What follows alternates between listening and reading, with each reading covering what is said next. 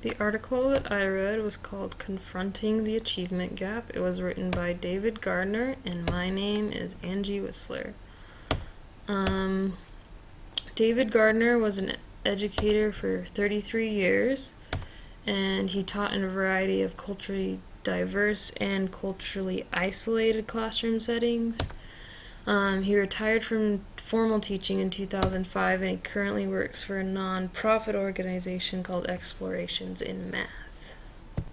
So the main question that this article asks is, why is there such a large achievement gap between so many children? And it more specifically looks at, why is there such a large gap between white children and then colored children?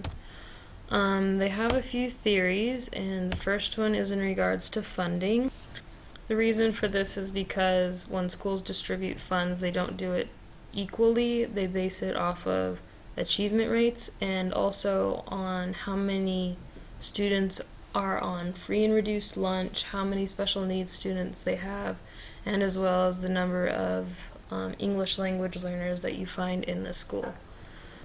The second theory is based on IQ levels, and it's the idea that colored children are genetically encoded to have lower IQs. The third theory is just a general lack of care that's found amongst the school district and the teachers. Teachers don't believe in their students anymore, and they don't want to try and work with students who are struggling. They just want to work with students who are providing the results they need.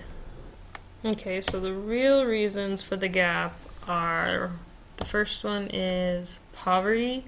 Poverty will result in a lack of achievement because the children aren't receiving enough nourishment, so they're not developing properly when they grow, and there's not a whole lot of resources for them to rely upon because their parents are often working just to keep a bare minimum of food on the table and pay rent. And then these children also don't have what society considers enriching experiences, so their culture is also being looked down upon, and you're not motivated to participate when people don't appreciate you for who you are. The second reason is the parents that are found. A lot of them in these areas don't have a good experience with school themselves, so it's hard for them to support their kids and help motivate their kids. And because they didn't like school, they don't want to get involved in like the PTAs and just all the school help organizations that try and work with parents. And then there's also the issue that the parents just might not speak English, so they don't have the capability of being involved in their children's school. The third reason is due to comparisons. It's also known as a locus of control, and there's two types. There's an internal locus of control, which means the person blames themselves for their success and failures, and then there's an external locus of control, and this is when people attribute their success and failures to things that are occurring outside themselves. So they'll blame like things like luck or fate or the fact that their teacher doesn't like them on why they're failing. So a lot of these students will just look around at their classmates and just compare themselves and say, well, I can't be as smart as that person. And the next reason for why kids tend to fail is due to racism that occurred in the past.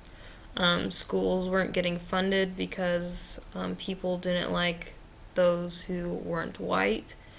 So nowadays, not much was changed from the way funding was given, so a lot of traps have been made, so these schools still aren't getting the proper funding. And then the last reason for why there's a gap is just bad educators. They only want to focus on students who aren't struggling and just don't need a lot of help. And the schools don't blame the teachers for why students are failing. They just blame the students themselves, so they try and institute programs that'll help their students learn. So the solutions that can be done to fix these achievement gaps is, well, first there has to be a change in attitude, and in order to do that you can do a couple different things. First one is set high standards for your students. Let them believe that they can do it, and then let them know that you believe they can do it. The second one is encourage risk taking, because without making mistakes, we don't know what we're doing wrong or what we're learning. And the last thing we can do is to try and make learning fun. So make it relatable, make it challenging, and then make it rewarding, and make it student focused, not teacher focused. So no drill and kill and no rote learning type thing. So is it going to be easy to change attitudes? Definitely not. But teaching is hardly rewarding when it's easy. So thank you for watching.